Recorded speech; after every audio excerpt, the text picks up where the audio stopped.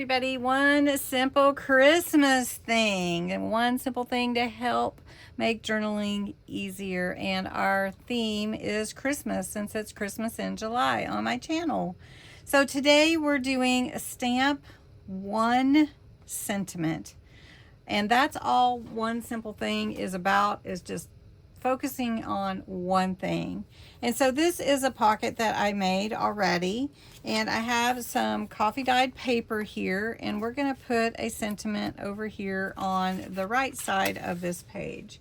So I have Merry Christmas to you, a very Merry Christmas to you, and we're going to stamp onto that coffee dyed paper. And I tell you why I do that, stamp onto something else first, because I sometimes get concerned about making a mistake on my actual thing. So if I stamp it onto here first, then I can always redo it, if that makes sense.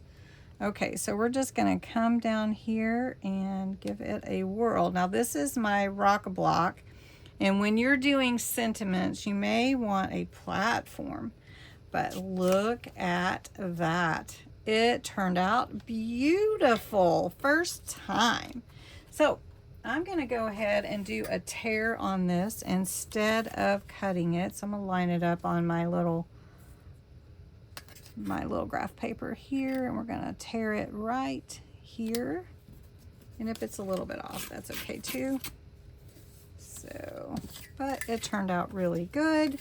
Now let's go ahead and ink the edges, which I fondly call vintageizing. And this is paper, so I'm going gently around the edges, but it looks really good already.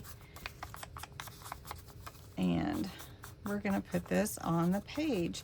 Now, I usually don't just add a sentiment to a page, but this page already has like a door with a hidden pocket and then a place for journaling.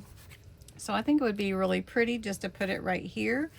But let's take some of this drywall tape that I used when I dyed some papers the other day, and I've just got it sitting out here. We're just going to put it right here first, and then we'll add our sentiment. And then I want to add a little holly beside it.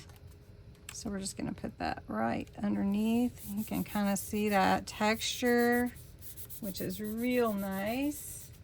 And then we're going to take some holly, or poinsettia, I think a holly, and we're going to add it right here. And there we go. And we added a really nice sentiment. And you could use this type of thing for a Christmas card as well, on the inside or the outside. Well, thanks so much for watching this one simple Christmas thing, and have a wonderful day. Talk to you soon.